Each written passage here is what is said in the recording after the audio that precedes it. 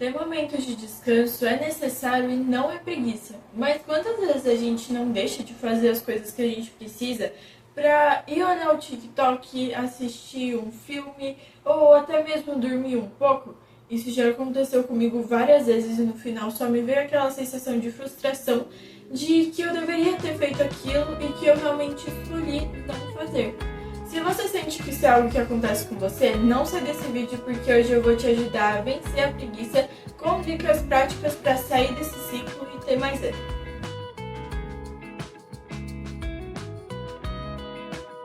Mas se você é nova por aqui, muito prazer, eu sou a Lari, @lari.ela em todas as redes sociais. E aqui nesse canal a gente se ajuda a ser cada dia um pouquinho melhor. Então se isso é algo que você quer fazer, já se inscreve aqui e também deixa o seu like, porque isso vai me ajudar bastante. Tá, então primeiramente eu queria falar um pouquinho sobre o que é a preguiça. E ela nada mais é do que uma certa resistência ao esforço. A pessoa preguiçosa, ela sabe o que ela tem que fazer, mas ela simplesmente não tem nenhuma vontade de realizar essa atividade. E a pessoa preguiçosa também nem pensa em fazer o que ela tem que fazer agora. E ela vai deixar para depois. E ao invés dela fazer o que ela precisa fazer, ela vai colocar outras coisas no lugar. E isso me leva ao meu primeiro ponto, que é cuidado com atividades que não vão te levar a lugar nenhum. Ser preguiçoso não é simplesmente não fazer nada, mas sim não fazer o que você precisa fazer. Então vamos supor que eu tenha um trabalho da minha escola para entregar, e aí ao invés de ir lá fazer esse trabalho, eu vou ir fazer um monte de outras coisas que seriam meio que úteis, mas que não são coisas que eu realmente preciso fazer.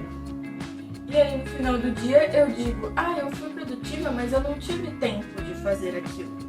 Mas na verdade eu resolvi fazer outras coisas ao invés de fazer o que eu precisava. Então faça o que deve e esteja presente, dando o seu máximo em todas as atividades que você for fazer.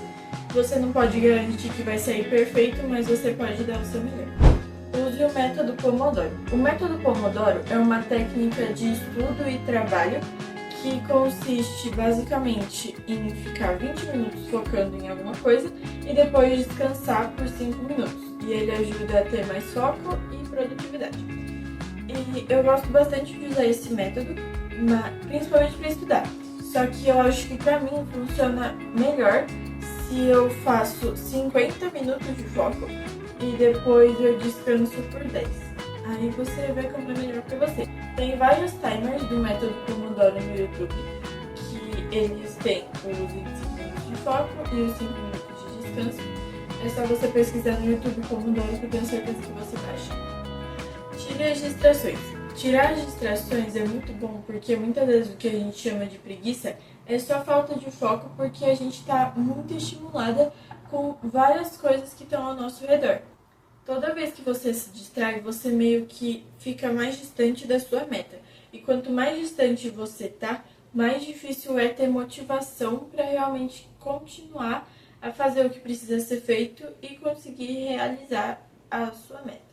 Então tente deixar o celular desligado ou longe e tirar qualquer outra distração que você sinta que mais te afete.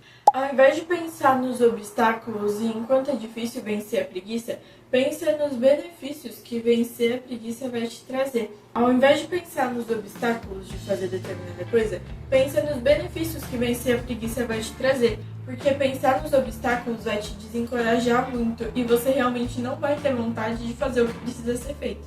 Por isso é importante que você concentre a sua atenção nos benefícios que vencer a preguiça vai te trazer e não nas dificuldades.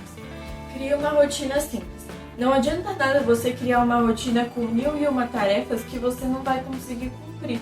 Quando eu comecei a bolar minha rotina, eu lembro que eu coloquei umas coisas meio malucas, tipo estudar 25 matérias da escola e outras 5 coisas que eu queria estudar e não sei o que.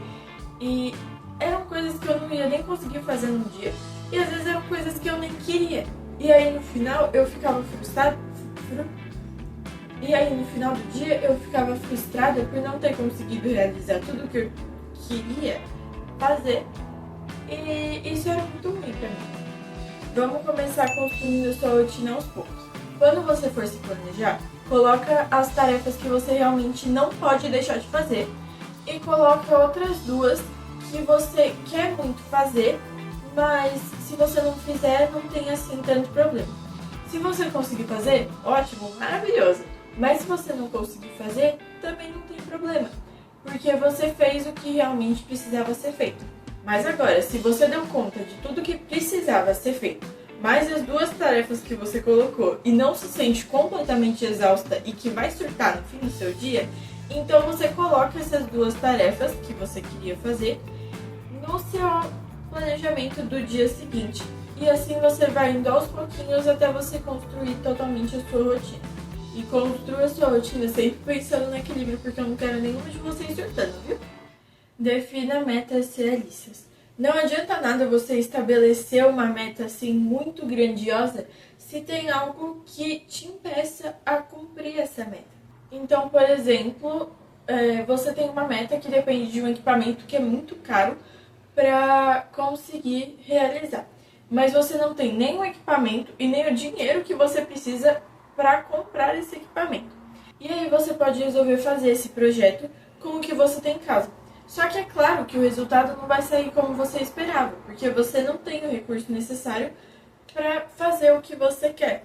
E isso vai acabar te frustrando. Então, se você for ter uma meta assim muito grande, divida ela em etapas menores, porque isso vai te dar mais motivação quando você perceber que está conseguindo realizar as pequenas partes. Então, por exemplo, se você precisa desse equipamento muito caro, primeiro você precisa conseguir o dinheiro, depois você precisa comprar esse equipamento e depois você precisa realizar realmente o que você quer fazer. Então, divida a sua meta grandona em tarefas menores, que isso vai te dar muito mais motivação e você não vai ficar desanimado porque não vai ver progresso nenhum. E isso não é só com metas muito grandiosas, mas também com pequenas tarefas do nosso dia a dia. Porque às vezes quando a gente se depara com uma tarefa assim muito grande e que parece realmente um super desafio que vai ser muito difícil de conseguir realizar, a gente trava e a gente não quer fazer. Então, divida em tarefas menores. Então, por exemplo, vamos supor que para mim eu tenho uma prova de história e ao invés de eu falar eu vou estudar história, eu falo que eu vou ler 5 páginas sobre a Primeira Guerra Mundial. E aí eu vou fazer uma pausa, eu vou ir no banheiro e depois eu leio mais 5.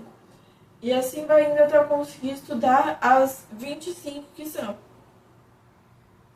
É tipo isso. Mesmo que você for passar o dia todo em casa, tire o pijama. Eu sei que dá essa vontade de ficar o dia todo com o pijama, porque é muito confortável, mas a gente associa muitas vezes o pijama a dormir ou a não fazer nada.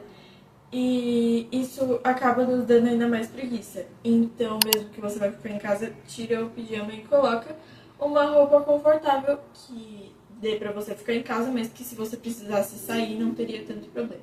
Quando você lembra porque você está estudando, trabalhando ou se esforçando para fazer alguma atividade, até as tarefas mais chatas ganham mais propósito. Lembrar dos seus sonhos vai te motivar muito, porque você sabe que precisa se esforçar para atingi-los e que esse esforço no final vai valer a pena. Na Bíblia, a preguiça é vista como um pecado, já que ela nos faz desperdiçar o tempo que Deus nos deu. Mas Ele sabe que nós somos humanos e que a gente precisa de um tempo de descanso. E por isso, Ele nos convida a depositarmos as nossas preocupações nele e a descansarmos nele e deixar que Ele cuide da nossa vida. E Ele faz isso muito melhor do que a gente. Então a minha última dica é: tenha um tempo de descanso. A preguiça muitas vezes pode ser um sinal de que você está sobrecarregada e que você precisa parar um pouco. Ter uma rotina onde você está sempre ocupada não é saudável e nem normal. Se você assistiu o vídeo até aqui, não esquece de deixar o like e de comentar, nem que seja um coração, porque já me ajuda bastante. E de se inscrever, porque eu tenho certeza que aqui a gente vai se ajudar a ser cada dia um pouquinho melhor. E pensando nisso, eu separei esse vídeo aqui pra você, onde eu te mostro 20 hábitos que são super saudáveis pra você tentar incluir na sua rotina. E eu tenho certeza que você vai adorar. Te espero lá. Beijo!